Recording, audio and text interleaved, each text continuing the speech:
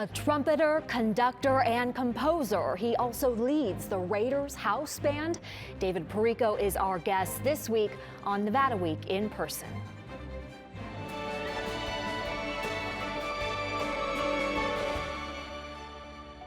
Support for Nevada Week in Person is provided by Senator William H. Hernstadt. Welcome to Nevada Week in Person. I'm Amber Renee Dixon. A native of Youngstown, Ohio, he says he cut his teeth with the Tommy Dorsey Orchestra before moving to Las Vegas in 2004. Here, he'd earn his master's in music at UNLV and perform in shows with Donny and Marie, Natalie Cole, Toni Braxton, and Gladys Knight. He's the creator and director of Pop Strings Orchestra and Pop Evolution.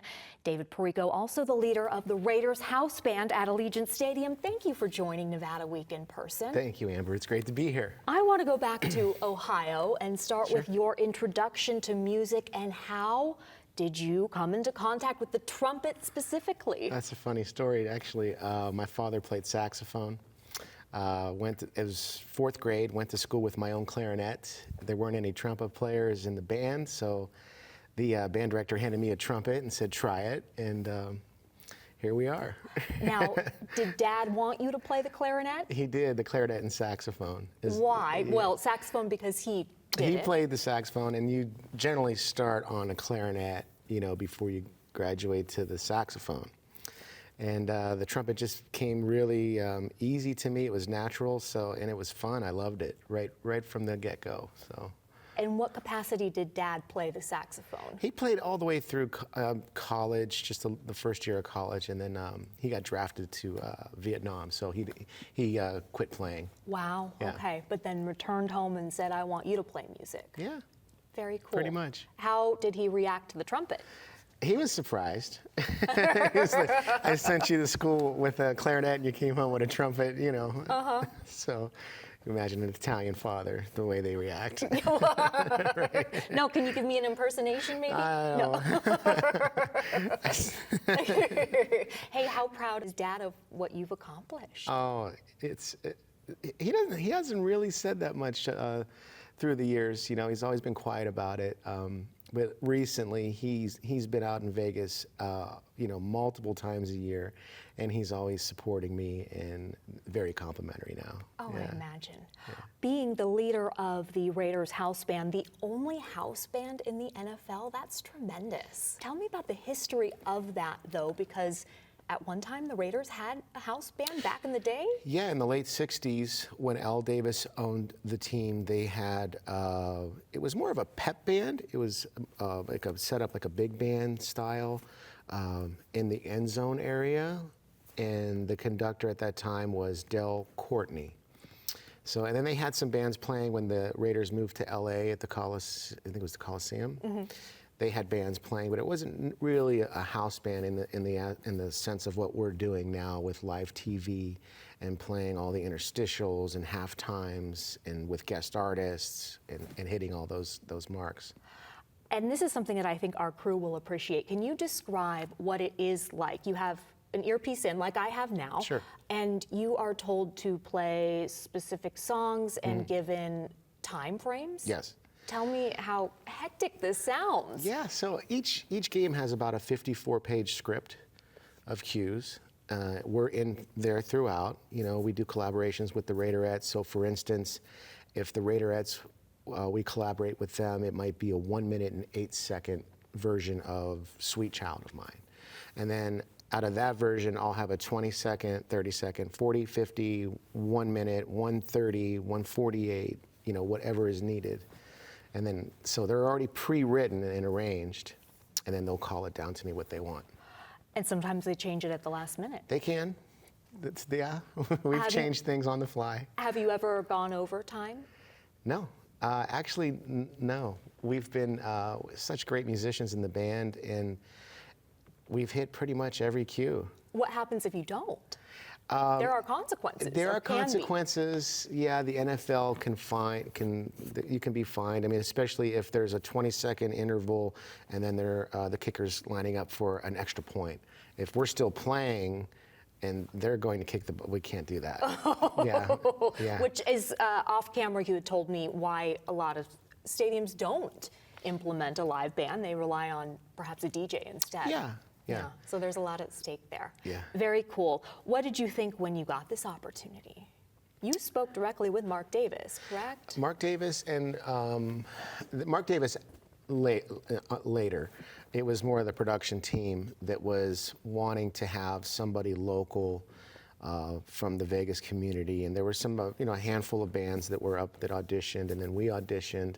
It's about a 4-step process that we went into the stadium, and then the speakers weren't working right, and they didn't hear us right, so then we had to go back again, and then they gave me some songs to write to see if I can write for these cues, and then came back, and yeah, it was quite a process, but it's an honor. It really is. It's so fun. You know what is also pretty neat is that you have an all-female 6-piece string section. Yes, indeed. Twofold. I mean, number one, the diversity of the band, if you look at any of my groups, of the diversity, and then also it's, that's that girl power, that presence there, and they're all, our string players is very unique to Las Vegas. They are such great commercial players, where not only can they play classical, they can play in rock or jazz or R&B, funk, whatever it is, which is very unique to the string players that we have here. And you are also very unique, I think, to this pops orchestra, right? Is that the genre you would consider this? Yeah, pops is that's a broad term, but pops for me is everything that is popular, and it could be something that Mozart wrote that will put a rock beat to it. So that's the fun part for me as an arranger, is kind of reinvigorating or invigorating some of these standards that people know, like say just an Earth, Wind and Fire song, and maybe putting our twist on it. Yeah. When you started doing that, did you get any pushback? Yeah, the pushback, not necessarily somebody saying something to me, but if you try to get too clever as an arranger, people won't recognize the song. So you're basically just gilding the lily. You're kind of accentuating what's already great. The song, Journey wrote the song, it sounds great, so how can we add strings and horns and stuff and still make it sound like, the recording? Okay, and I asked that because I did hear you in a recent interview talk about the stigma of the orchestra, that perhaps orchestras should only be performing certain types of music. Yeah, for me, I like to bridge that gap and make the orchestra, the symphony, accessible for all demographics. So and that's what you'll see at any of our shows. You'll see such a wide range of demographic people. Yeah. There's something in there for everybody. Yeah. So then take me back to the Tommy Dorsey Orchestra. What was that demographic? How old were you? What was its impact on you playing with them for, I think, 6 years? Yeah, it was it was 8 years actually. Yeah, okay. 6, 8. Something like that. Okay. Yeah. This is 1994, and I was 21, 2, whatever it was. I've got a call to go out on the Tommy Dorsey Orchestra, one of the last of the touring bands. Glenn Miller was touring, Count Basie was touring, and these were all quote-unquote ghost bands. Tommy Dorsey had passed on. It was led by Buddy Morrow. But it was 46 weeks a year, 46 to 48 weeks a year on a bus, mainly one-nighters. And so I got the call to do that, and the audition was basically the first night. You open up this book, you can't read the music. It's from the music's from the 30s and 40s. And if you can cut it that night, then you got the gig. And you told me that you had a trumpet solo and you did not know that first night. Yeah, How did that play out? Yeah, I mean, that was pretty much it. I mean, as opposed to today, in today's EDM arena, you may get the music ahead of time, send PDFs. But in those days, 35 years ago, the audition was if you can just sight read and play the job and play the solo or whatever was called for. Who was in the audience at those shows? Oh gosh, I mean, that's the thing about the Tommy Dorsey Orchestra. I mean, we would do, it's almost like the road managers would just take a dart and throw it at the map to see where your next gig was. We could be at an Elks Club, a country club, or at Lincoln Center or Carnegie Hall. So there was always a different demographic, but mostly the people that love to dance, you know, the big band era. So that was a big part of the demographic. Oh, how cool. Yeah. And then the other members you are playing with, age range up to what? Oh yeah, I was definitely the youngest. So, and at that time, Buddy Morrow was the conductor, the trombonist, world famous, one of the greatest trombone players to ever live. Unbelievable. He was, I think at that time he was 77. Wow. And he's on the road doing the same thing. Like, I'm like, wow, you know. Yeah. Sometimes we wouldn't check into a hotel. We would just get 2 rooms, pull into the town, and then guys would, you know, do what they need to do, and then get back on the bus, play the gig, head to the next city overnight. And I ask all of this because you did say you cut your teeth with that orchestra. Learned a lot. Great musicians, and the age, like you mentioned, from 20 to 77, all in between there, you know. Learning to work with all sorts of people, all different ages. Yeah. How do you think it impacted you? I mean, that time, how is it part of you today? It's a huge part of me today.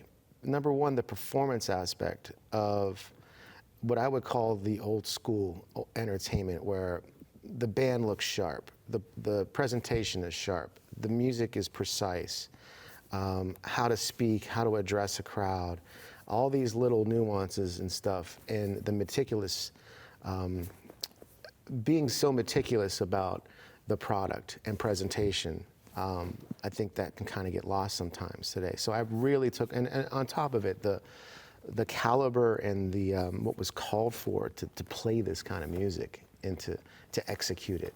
Yeah, and those qualities that you just mentioned are part of every band that you have created and are directing currently. How many bands are you in charge of?